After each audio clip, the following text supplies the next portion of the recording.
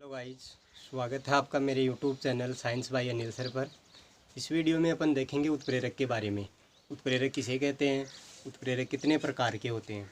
तो आइए देखते हैं उत्प्रेरक क्या होते हैं। वे पदार्थ जो रासायनिक अभिक्रिया के वेग को परिवर्तित कर देते हैं लेकिन स्वयं अपरिवर्तित रहते हैं, उन्हें उत्प्रेरक कहते हैं।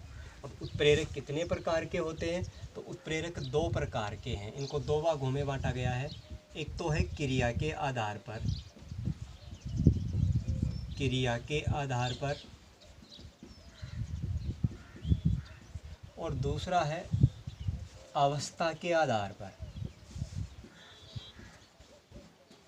अवस्था के आधार पर। उत्प्रेरक को एक क्रिया के आधार पे बांट रखा है और दूसरा अवस्था के आधार पे उन्हें बांट रखा है। क्रिया के आधार पे उत्प्रेरक को चार भागों में बांटा गया है।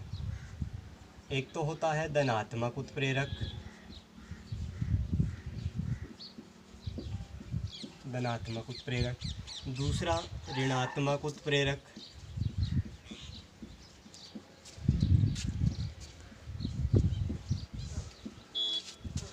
तीसरा होता है जैव उत्प्रेरक,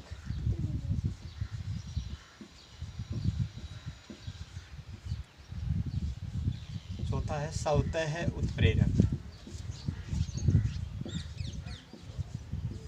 ये क्रिया के आधार पे उत्प्रेरक के चार प्रकार हैं। दूसरा है अवस्था के आधार पे उत्प्रेरक को दो भागों में बांट रखा है, समांगी उत्प्रेरक और विषमांगी उत्प्रेरक।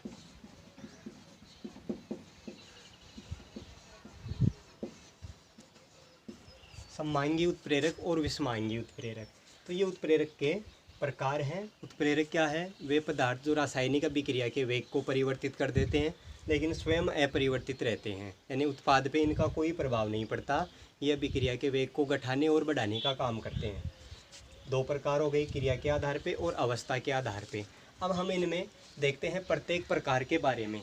तो सबसे पहले अपन बात करते हैं अवस्था के आधार पे उत्प्रेरक के प्रकारों की, जिसमें अपन पहला लेते हैं समांगी उत्प्रेरक। समांगी उत्प्रेरक,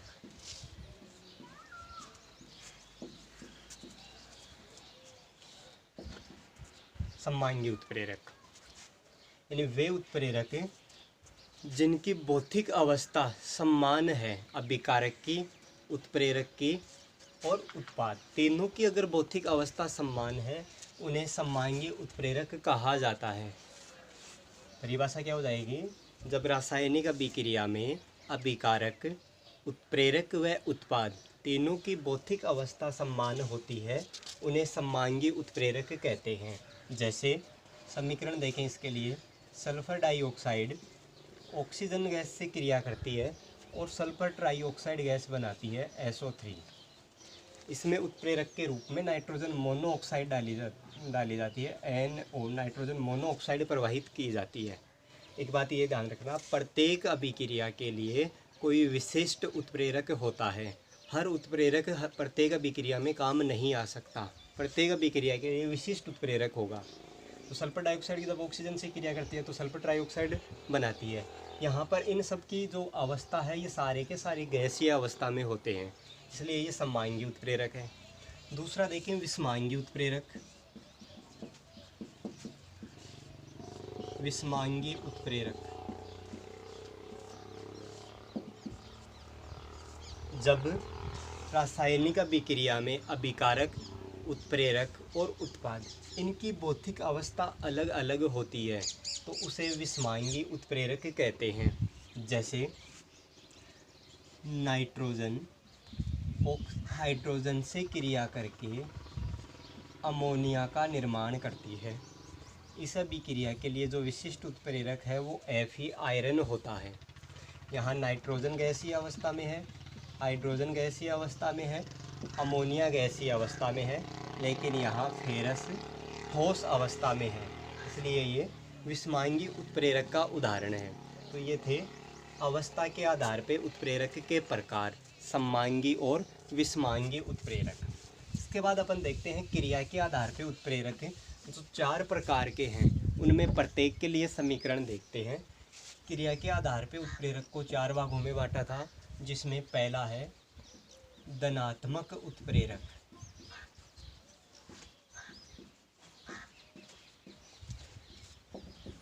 धनात्मक उत्प्रेरक, धन का अर्थ है जुड़ना।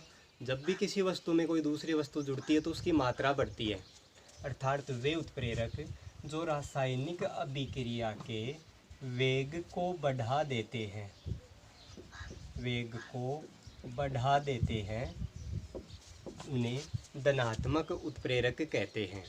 अभी जो अपन ने सममांगी उत्प्रेरक के लिए जो समीकरण देखा था, वो समीकरण यहाँ धनात्मक उत्प्रेरक में भी काम आ सकता है कि सल्फर डाइऑक्साइड जब ऑक्सीजन गैस से क्रिया करती है तो सल्फर ट्राइऑक्साइड गैस बनती है। अब इस अभिक्रिया में जब उत्प्रेरक के रूप में नाइट्रोजन मोनोऑक्साइड गैस प्रवाहित की जाती है तो अभिक्रिया तेजी से संपन्न हो जाती है। तो कहने का मतलब ये हुआ, नाइट्रोजन मोनोऑक्साइड धनात्मक उत्प्रेरक का कार्य करती है, जिससे अभिक्रिया का वेग बढ़ जाता है। इसी प्रकार दूसरा एक और देखें, पोटेशियम क्लोरेट KClO3, इसका जब विघटन होता है तो पोटेशियम क्लोराइड और ऑक्सीजन गैस बनती है। अब इस अभिक्रिया में उत्प्रेरक के रूप में जब मैग्नीज ऑक्साइड MnO2 डाला जाता है तो अभिक्रिया तेजी से संपन्न हो जाती है। तो ये था धनात्मक उत्प्रेरक जो अभिक्रिया के वेग को बढ़ा देते हैं, अर्थात अभिक्रिया तेजी से संपन्न होती है। फिर दूसरा देखते हैं ऋणात्मक उत्प्रेरक। क्रिया के आधार पे दूसरे उत्प्रेरक हैं ऋणात्मक उत्प्रेरक।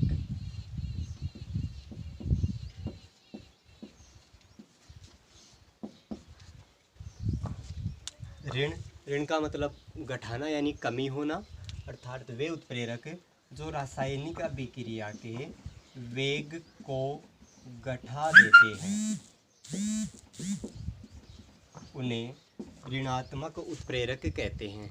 अभिक्रिया, इन उत्प्रेरकों को डालने से अभिक्रिया की क्रियाशीलता में कमी आती है, उन्हें ऋणात्मक उत्प्रेरक कहते हैं।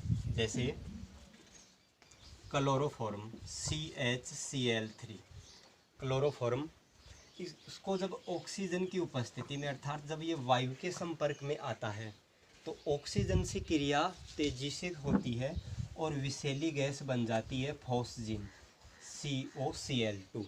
विषैली गैस फॉस्जीन तेजी से बनती है, तो इस फॉस्जीन के कारण, जो कि एक विषैली गैस है, व्यक्ति की तुरंत मृत्यु हो सकती है।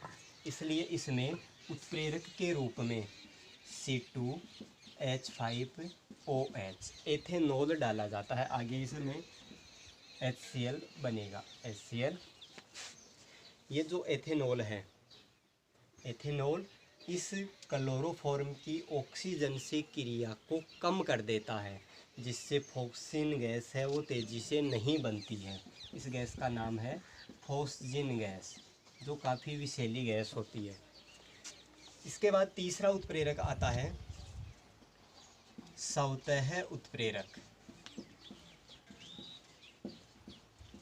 सवतः उत्प्रेरक, सवतः का अर्थ है अपने आप, अर्थात जब रासायनिक अभिक्रिया में जो उत्पाद बनता है वो उत्पाद ही उत्प्रेरक का कार्य करने लग जाता है, तो उसे सवतः उत्प्रेरक कहते हैं। यहाँ उत्प्रेरक बाहर से नहीं डाला जाता है, बल्कि अभिक्रिया में बना उत्पाद ही उत्प्रेरक का काम करने लगता है। जैसे समीकरण देखें, CH3COO C2H5 एथिल एसीटेट, इसकी क्रिया जब जल से करवाई जाती है तो यहाँ CH3COO नेगेटिव होता है, C2H5 पॉजिटिव होता है। यहाँ से टूटेगा H+ और OH माइनस। ये H इस C2H5 की जगह आके जुड़ता है और बनता है CH3COOH एसिटिक अम्ल प्लस C2H5OH के साथ जाके जुड़ेगा तो ये बन जाएगा C2H5OH। यहाँ पे जो एसिटिक अम्ल है, इसके बनते ही अभिक्रिया तेजी से संपन्न होने लगती है। पहले जो अभिक्रिया की क्रियाशीलता थी वो कम थी, लेकिन जैसे ही एसिटिक अम्ल बनता है अभिक्रिया की गति बढ़ जाती है। तो यहाँ पर एसिटिक अम्ल है वो स्वतः उत्प्रेरक का कार्य करता है। इसके बाद लास्ट चौथा देखते हैं जैव उत्प्रेरक।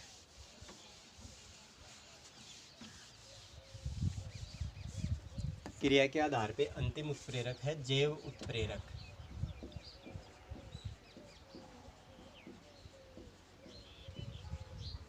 जैव उत्प्रेरक, इनको एंजाइम भी बोला जाता है, जैव उत्प्रेरक या एंजाइम।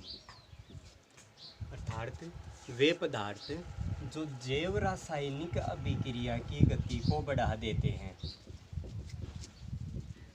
जैव रासायनिक अभिक्रिया की गति को बढ़ाते हैं,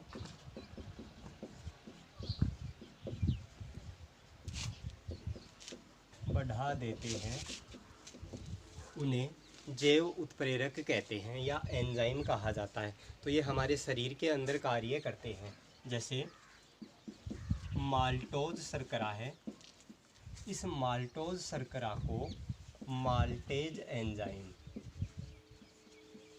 ग्लूकोज में परिवर्तित कर देता है। तो यहाँ पे ये जो माल्टेज एंजाइम है ये जैव उत्प्रेरक का कार्य करता है। तो ये थे उत्प्रेरक की परिभाषा, उत्प्रेरक के प्रकार। उम्मीद है आपको ये सब अच्छे से समझ में आया होगा। अगर आपको वीडियो पसंद आता है तो वीडियो को लाइक कीजिए और अगर आप हमारे चैनल पे नए हैं तो चैनल को सब्सक्राइब कीजिए। धन्यवाद।